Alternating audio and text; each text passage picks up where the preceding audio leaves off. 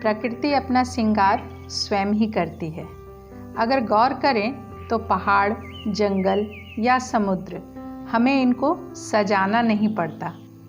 जब ये अपनी खूबसूरती हमें दिखाती हैं तो बस हम मंत्रमुग्ध होकर देखते रह जाते हैं। वैसे ही आज सुबह लॉन में गई तो चारों तरफ कहीं छोटे तो कहीं बड़े मोतियों से चमकते हुए झिलमिलाते ओस की बूंदें दिखीं। कहीं रेलिंग पे लटक रही थीं तो कहीं पत्तों की नोक पर, और कहीं तो पूरे पत्ते पर ही बिखरी पड़ी थीं। इतना ही नहीं, नीचे पूरे घास पर ओस के कारण घास चमक रहा था। ठंडी ठंडी हवाओं के साथ इतनी खूबसूरती निहार ही रही थी कि नज़र घास के नीचे गई। वहाँ तो ऊपर से भी ज़्यादा मनोरम दृश्य था।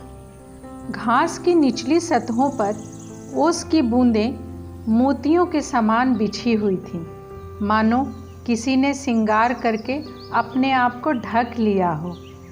जहाँ बारिश की बूंदें नहीं पहुँचती वहाँ ओस की बूंदें होती हैं। जब ओस की बूंदों पर सूर्य की किरणें पड़ती हैं, उस वक्त उसमें से इंद्रधनुष सा रंग निकलता है। वो बूंदें इतनी शुद्ध और पारदर्शी होती हैं, न जाने कितने जीवों के प्यास को बुझाती हैं। ये बूंदें, छोटी छोटी चिड़ियों का झुंड इंद्रधनुष फैलाती हुई बूंदों को अपनी चोंच में भरकर तृप्त हो जाती हैं। वे अपने तरीके से पेड़, पौधे, घास, पत्ते, तार, रेलिंग सबको सजाती हैं। प्रेम से, कोई स्वार्थ नहीं, निश्चल प्रेम।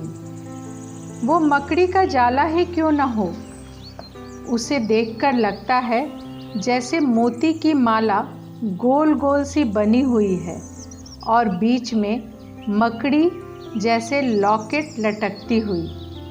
आप जब भी ओस की बूंदों को देखें तो समझ लीजिएगा प्रकृति ने अपना श्रृंगार किया है।